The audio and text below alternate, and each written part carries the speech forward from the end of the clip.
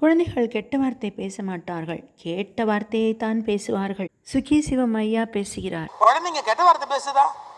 கெட்ட வார்த்தை பேசாது, கேட்ட வார்த்தை தான் பேசு.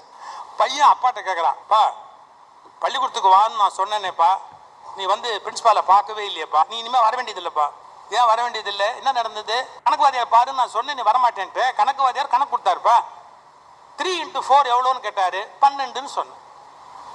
மறுபடியும் என்னை பார்த்து 4 × 3 எவ்வளவுன்னு கேட்டாரு. அப்பா உடனே சொன்னான், அதே 70 வரும்.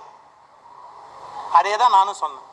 பிடி மாஸ்டர் கையை வலது கையை தூக்குனாரு, தூக்குனேன். இடது கையை தூக்குனாரு, தூக்குனேன். வலது காலை தூக்குனாரு, வலது காலை தூக்குனேன். இடது காலை தூக்குனாரு. அப்போ அவசரமா கேட்டான், என்ன லூசாடா இருந்தாலும் இடது காலை தூக்கினா விழ மாட்டேன்னு. அதே தான் நானும் கேட்டேன். 3வது நாள் பிரின்சிபால் ரூமுக்கு கூப்பிட்டாங்க, நான் போய் நின்னேன். பிடி மாஸ்டர், கணக்கு மாஸ்டர், சயின்ஸ் வாத்தியாரு நின்னாரு. அந்த நாய் ஏன்டா அங்க வந்தான்? நானும் அதே தான்பா கேட்டேன். டிசியை கிழிச்சு கையில கொடுத்து வீட்டுக்கு அனுப்பிச்சிட்டாருப்பா.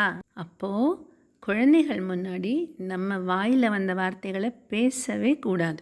ஒரு விளம்பரத்தில் கூட இதை காட்டுவாங்க, நக்ஷத்ரா விளக்கேற்றும் எண்ணெய். அதில் ஒரு பையன் அந்த க்யூப்பை வந்து செட் பண்ணிகிட்ருப்பான். அவன் எங்கே நிற்கிறானோ அங்கெல்லாம் வந்து பெரியவங்க நக்ஷத்ரா எண்ணெயை பற்றி ரொம்ப பெருமையாக பேசுவாங்க. கடைசியில் அந்த பையன் அந்த பாட்டில் எடுத்து கொடுத்து ஏற்றுங்க அப்படிமா.